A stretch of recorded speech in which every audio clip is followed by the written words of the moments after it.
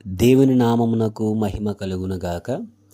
ప్రభువునందు ప్రియమైన దేవుని బిడ్డలారా, అందరికీ ప్రభువైన యేసుక్రీస్తు నామములో శుభవందనాలండి. చిన్న ప్రార్థన చేద్దాం. పరిశుద్ధ జీవము గల దేవ, మహిమోన్నతుని తండ్రి, మీకు స్తోత్రాలు ప్రభువా. గడిచిన దినమంతా కూడా మీ కృపలో మమ్మల్ని భద్రపరిచి మరి ఒక రోజు అనుగ్రహించారు, మీకు స్తోత్రాలు.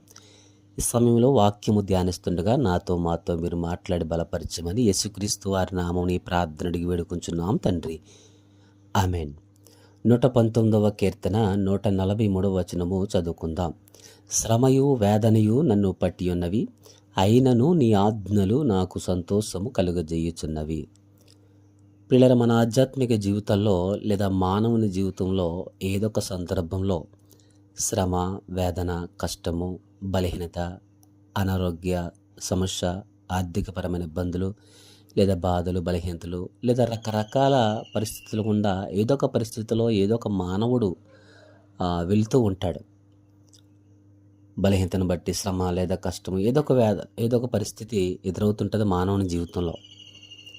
ప్రత్యేకంగా దేవుని ఆజ్ఞలు ఎవరికైనా కానివ్వండి, దేవుని వాక్యము సంతోషము కలగజేస్తుందండి పిల్లరా. దేవుని ఆజ్ఞలు మనం ధ్యానించినప్పుడు, దేవుని ఆజ్ఞల ప్రకారము మనం నడుచుకున్నప్పుడు, దేవుని ఆజ్ఞలు మన హృదయంలో భద్రం చేసుకున్నప్పుడు, దేవుని మాటలు ఏం చేస్తాయంటండి? సంతోషము కలుగజేయుచున్నవి. ఇక్కడ కీర్తనకారుడు లేదా భక్తుడు దావీదు లేదా దేవుని మాటలు సెలవిస్తున్న మాట ఏమిటంటే, శ్రమ వేదన నన్ను పట్టి ఉన్నవి, అయినప్పటికీ కూడా, అంటే శ్రమల గుండా వేదన గుండా నేను వెళ్తున్నప్పటికీ, లేదా శ్రమలు వేదనలు కష్టాలు నన్ను పట్టుకున్నప్పటికీ, అయినప్పుడు కూడా నీ ఆజ్ఞలు, అంటే దేవుని ఆజ్ఞలు నాకు సంతోషము కలుగజేయుచున్నవి. అవును పిల్లరా, దేవుని వాక్యము ధ్యానించి నువ్వు శ్రమ గుండా, ఎటువంటి వేదనకరమైన బలహీనత గుండా నువ్వు వెళ్తున్నప్పుడు కూడా దేవుని ఆజ్ఞలు మనకు సంతోషమును కలగజేస్తాయి. దేవుని ఆజ్ఞలు మనకు ధైర్యాన్ని కలగజేస్తాయి. దేవుని ఆజ్ఞలు నెమ్మదిని ఇస్తాయి. దేవుని ఆజ్ఞలు మనలో వేదన, శ్రమ, కష్టము ఉన్నప్పటికీ పిల్లరా, దేవుని వాక్యాన్ని బట్టి మనం సంతోషంగా ఉండగలుగుతాం. అది అనుభవించిన వారికి తెలుస్తుంది పిల్లరా. దేవుని వాక్యము, దేవుని సన్నిధి మనం అనుభవించినప్పుడు పిల్లరా, మనం ఎటువంటి శ్రమ, ఎటువంటి వేదన, ఎటువంటి బలహీనత, ఎటువంటి అనారోగ్య పరిస్థితులు, ఆర్థికపరమైన ఇబ్బందులు లేదా బాధలు లేదా కష్ట నష్టాలు, ఎటువంటి పరిస్థితి గుండా నువ్వు వెళ్ళినప్పుడు కూడా దేవుని మాటలు నీకు సంతోషాన్ని కలగజేస్తాయని కీర్తనకారుడు సెలవిస్తున్నాడు.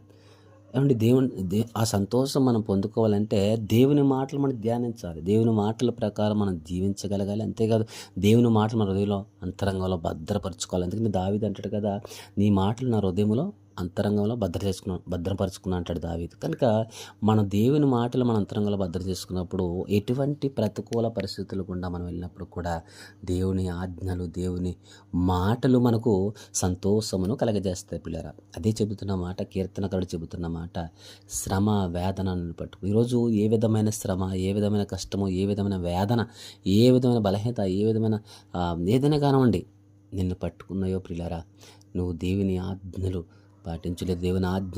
దేవుని మాటలు ధ్యానించు. దేవుని మాటల ద్వారా దేవుడు నిన్ను ఆదరిస్తాడు, సంతోషాన్ని కలిగజేస్తాడు.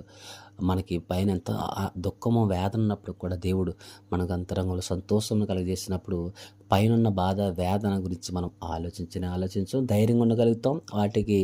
వాటిలో విజయం సాధించే విధంగా మనం జాగ్రత్త తీసుకోగలుగుతాం. కనుక పిల్లరా, మన ఆధ్యాత్మిక జీవితంలో తెలుసుకోవాల్సిన విషయం ఏంటంటే, కీర్తనకారుడు సెలవిస్తున్న రీతిగా శ్రమ వేదన పట్టుకున్నప్పుడు కూడా, అయినప్పుడు కూడా నీ ఆజ్ఞలు నాకు సంతోషం కలుగజేస్తాయి అన్నాడు. ప్రార్థన చేద్దాం.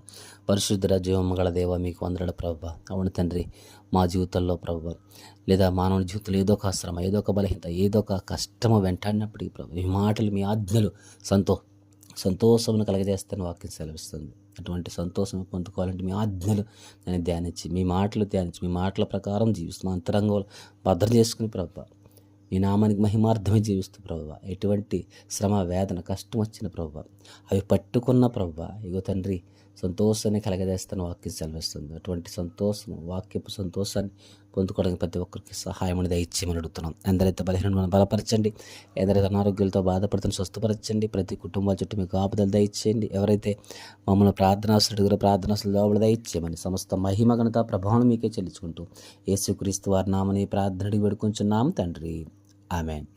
పిల్లరా, ఈ మాటలు పూర్తిగా వినండి. అలాగే పూర్తిగా విన్న వారికి ప్రత్యేకమైన వందనాలు. ఈ మాటలు, ఈ వాక్యము 5 నుంచి 10 నిమిషాల లోపే ఉంటుంది. ఒకటి నుంచి దగ్గరగా 5, 6, 7 నిమిషాల లోపే ఉంటుంది. కనుక ఈ కొన్ని మాటలు మరి పూర్తిగా విని సబ్స్క్రైబ్ చేయాలని ప్రభు పేరట ప్రేమతో మనం చేస్తూ మీకు వందనాలు తెలియజేస్తున్నాను. అందరికి వందనాలు. God bless you.